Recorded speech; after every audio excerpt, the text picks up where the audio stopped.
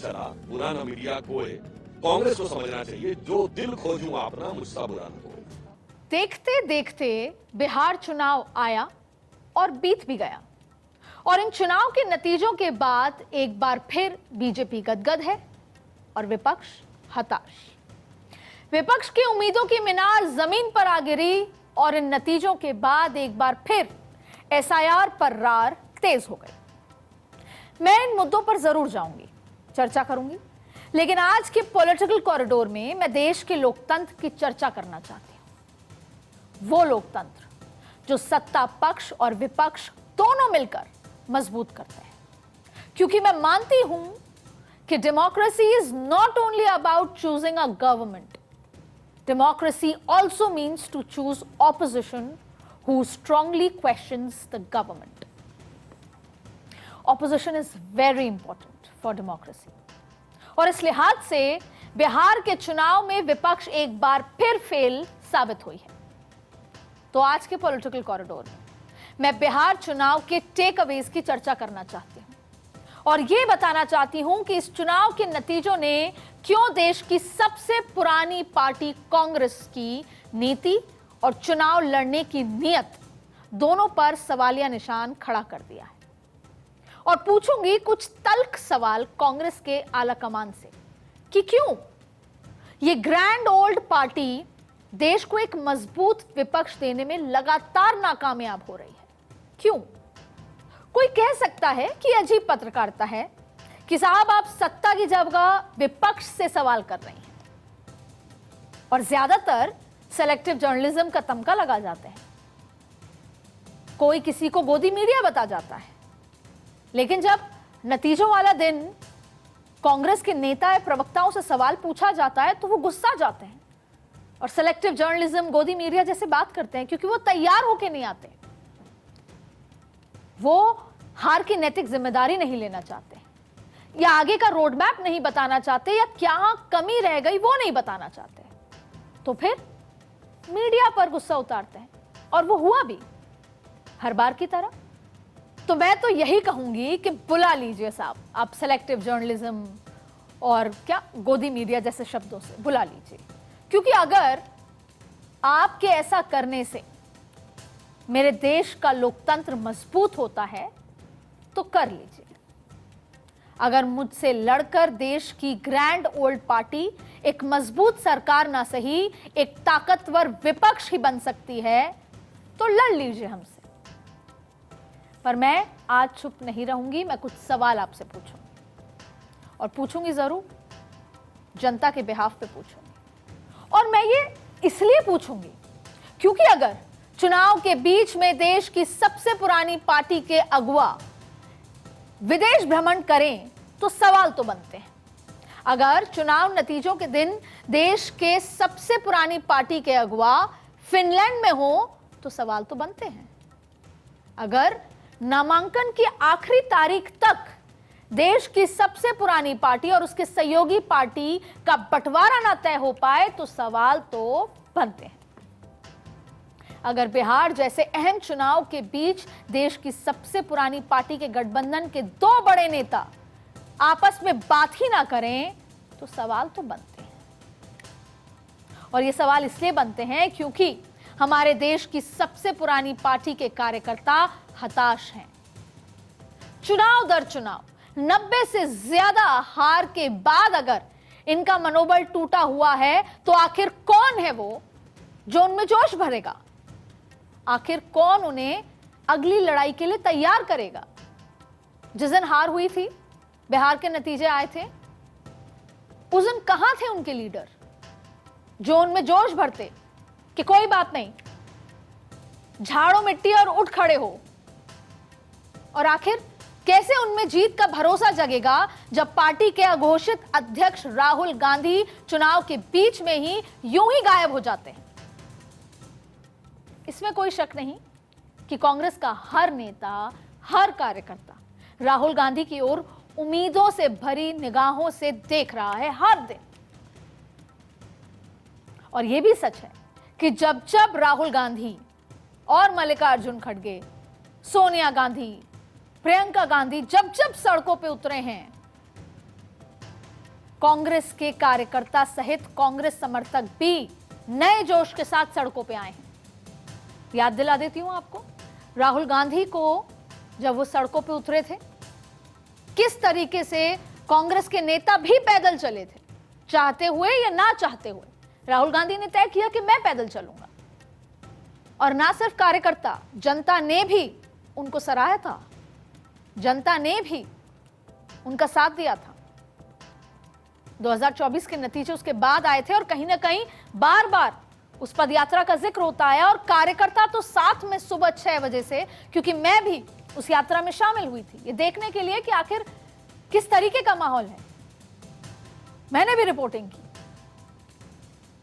तो कार्यकर्ता तो हर बार उठ खड़े होते हैं, राहुल गांधी के लिए सड़क पे आ जाते हैं, लेकिन जिस जिस दिन कार्यकर्ता को जरूरत होती है शायद उस दिन राहुल गांधी नहीं होते। चुनाव के बीच पार्टी थितिल पड़ जाती है और कार्यकर्ता ये समझ नहीं पाते कि वो क्या करें, कौन गाइड कर रहा है उनको, लीडर तो दिख नहीं रहे। और आज मैं कांग्रेस के उन्हीं कार्यकर्ताओं और समर्थकों के लिए कांग्रेस आलाकमान से सवाल पूछ रही हूं कि क्यों जोर शोर से बिहार में चुनाव कैंपेन का आगाज करने वाली ये ग्रैंड ओल्ड पार्टी डिरेल हो गई, क्यों?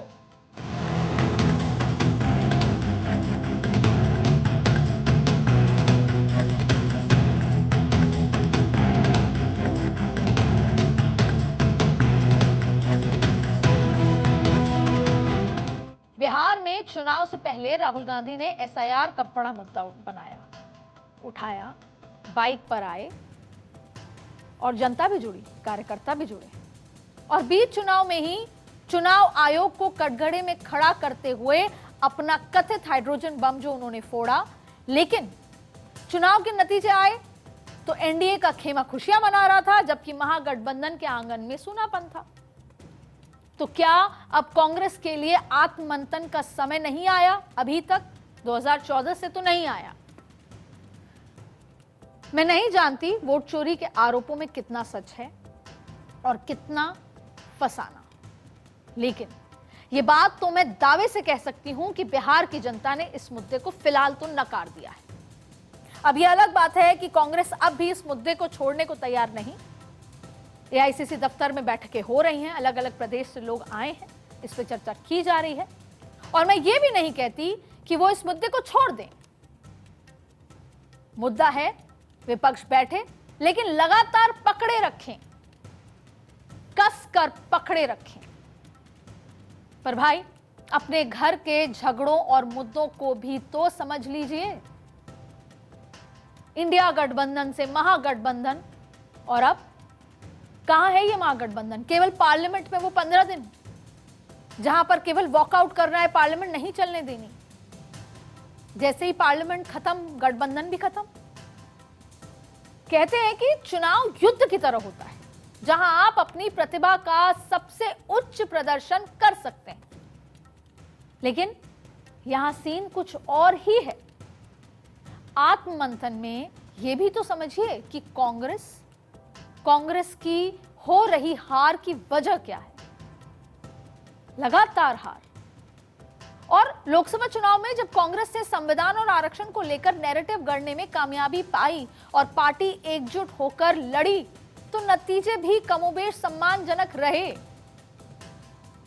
लेकिन फिर क्या? महाराष्ट्र, हरियाणा, दिल्ली और अब बिहार, पार्टी की गुटबाजी ने एक बार फिर लुटिया डुबो दी। दिल्ली में तो एक बड़ा उदाहरण के तौर पर, दिल्ली में तो जो कांग्रेस की शीला दीक्षित के स्वर्णिम काल की रीपैकेजिंग भी करने में फेल हो गई थी कांग्रेस। और ऊपर से पार्टी में अंदरूनी हालात ये हैं कि आज शीला दीक्षित बेशक हमारे बीच नहीं रही, लेकिन आज भी दिल्ली कांग्रेस में शीला गुट के नाम पर नेताओं से भेदभाव की खबरें आती रहती हैं।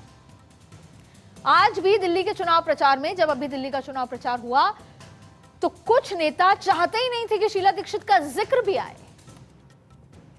और बिहार की तो मैं बात ही क्या करूं।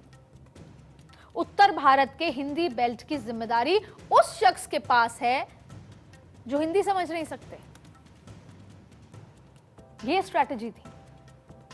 और अक्सर मैं अपने पर्सनल एग्जाम्पल से आपको बताऊं, कांग्रेस दफ्तर में मुझे ऐसे नेता टकराते हैं जो अपनी बात केसी वेणुगोपाल को समझाने के लिए मुझसे पूछते हैं कि जरा इसे अंग्रेजी में ट्रांसलेट करके बता दीजिए।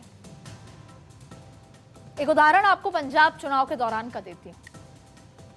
पंजाब चुनाव के दौरान यह तक सुना था कि कांग्रेस के कुछ नेता पंजाब के केसी वेणुगोपाल के पास एक शिकायत लेकर गए किसी एक दूसरे कांग्रेसी पंजाबी नेता के लिए। केसी वेणुगोपाल को पूरा मसला समझाया, लेकिन वो उनकी बात समझ नहीं पाए। तो जिसकी शिकायत की गई उसे केसी वेणुगोपाल ने प्रमोट कर दिया। अब केसी ये सोच रहे थे कि उन्हें जो लोगों ने कहा वो उन्होंने उनके मन की कर दी, और कार्यकर्ता ये समझ रहे थे, ये दुखी हो गए कि हमारी सुनी नहीं गई। तो इस कम्युनिकेशन गैप को जो नॉर्थ और केसी वेणुगोपाल के बीच में है, यानी नॉर्थ के कार्यकर्ता और केसी वेणुगोपाल के बीच में है, आखिर उसकी भरपाई कैसे होगी? कैसे जब कम्युनिकेशन गैप इतना मेजर होगा संगठन के सबसे सीनियर व्यक्तियों में से, तो कैसे चलेगा संगठन? कांग्रेस कब सही स्ट्रैटेजी के साथ चुनाव में आगे बढ़ेगी, चुनाव लड़ेगी, संगठन चलाएगी, संगठन को मजबूत करेगी? उत्तर भारत तो वो जगह है जहां पर कांग्रेस चाहती है कि एक बार किसी एक राज्य में वो अच्छे से जीत कर आ जाए, जिससे कि मैसेज जाए कि जो ये नेशनल पार्टी है कांग्रेस, वो उत्तर भारत में भी वर्चस्व रखती है जैसे कि दक्षिण भारत में रखती है। और वही उत्तर भारत के जो कार्यकर्ता हैं वो केसी वेणुगोपाल तक अपनी बात सही तरीके से नहीं पहुंचा पाते। बिहार चुनाव के बाद भी क्या कांग्रेस गलतियां सुधारेगी? एक अभी भी बड़ा सवाल है। और ये मैं नहीं कह रही, ये मुझे कांग्रेस के नेता बोलते हैं कि कुछ नहीं होगा, एक मीटिंग बुला ली जाएगी और फिर सब वैसा का वैसा। आत्ममंथन होगा, गलतियां या कोई जिम्मेदारी तय होगी, किसी की जवाबदेही तय होगी। अभी तक तो नहीं हुई।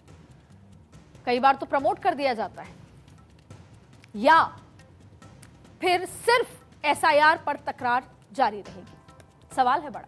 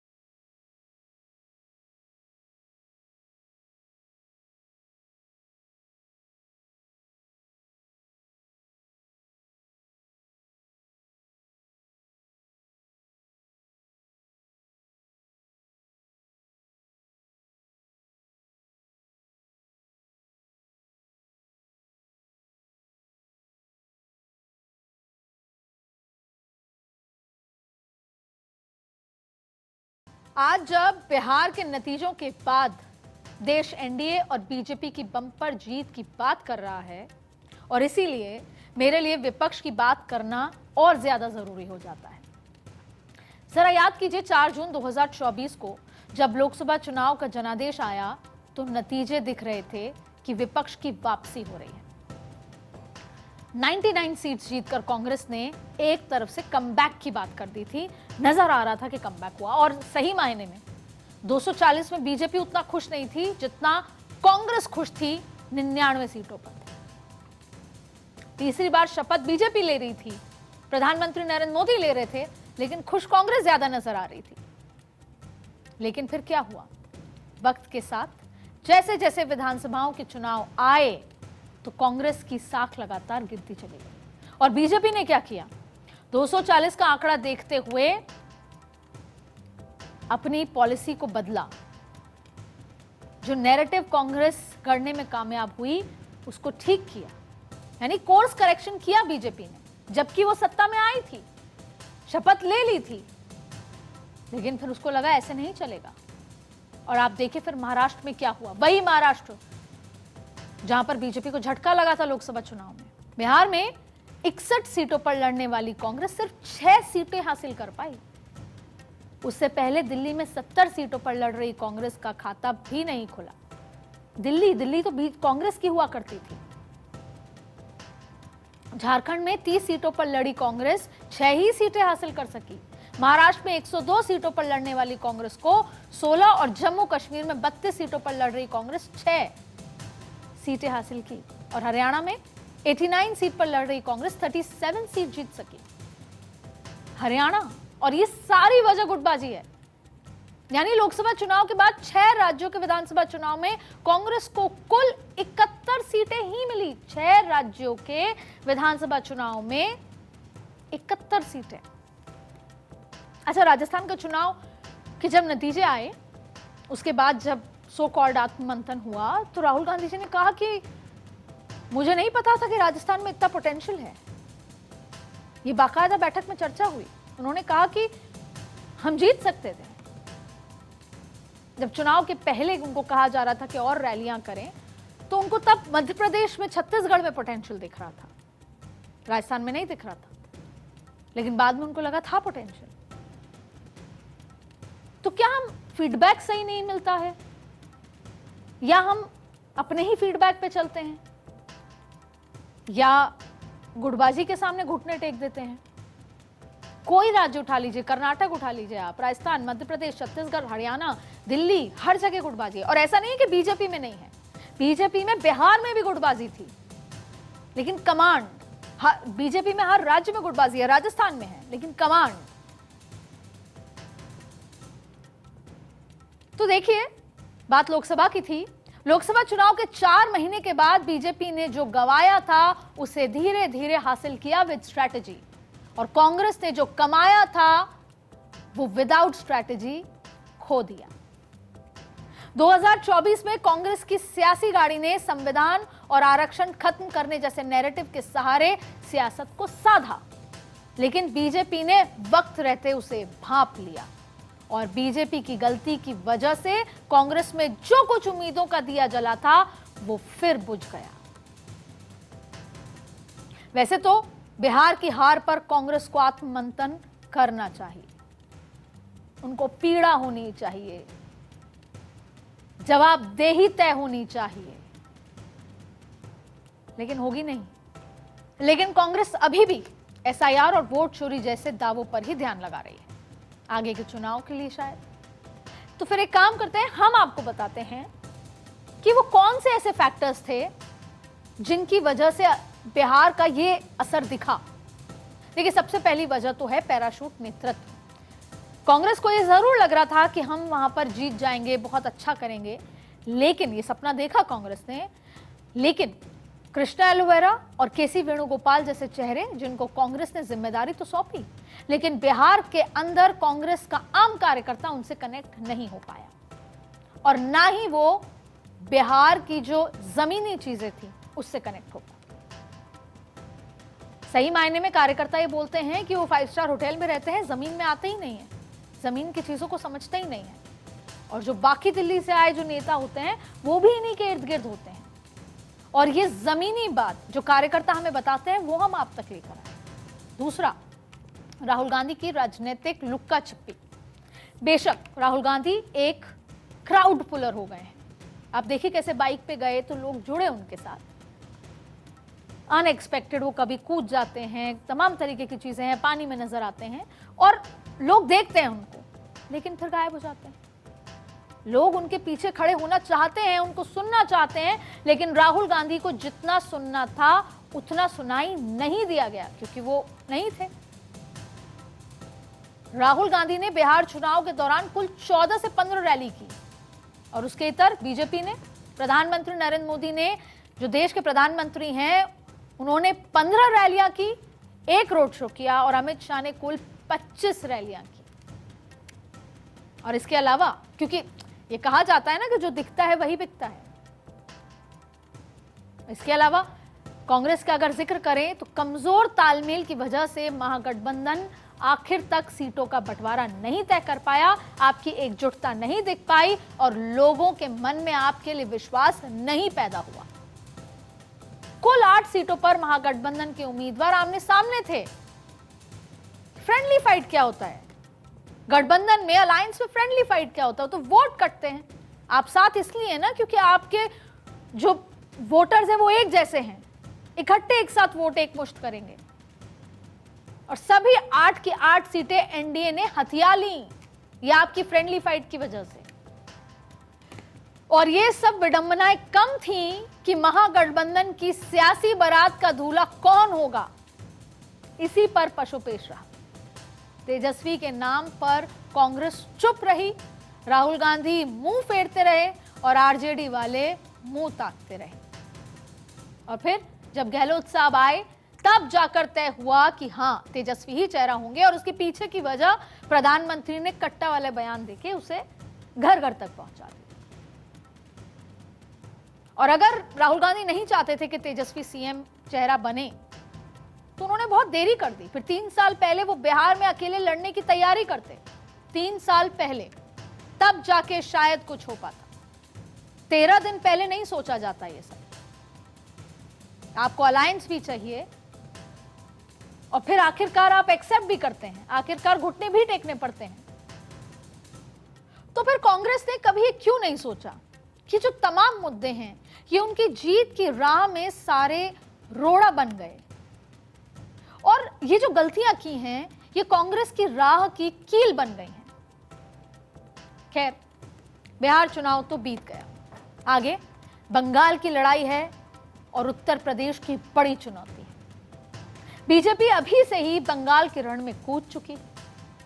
बिहार में जीत के साथ ही प्रधानमंत्री नरेंद्र मोदी ने कह दिया कि गंगा नदी बिहार से होकर बंगाल पहुंचती है। तो अब ये कहने बताने की जरूरत नहीं है कि वो क्या कहना चाहते थे, लेकिन कांग्रेस आज भी बंगाल में क्या करेगी ये कोई नहीं जानता।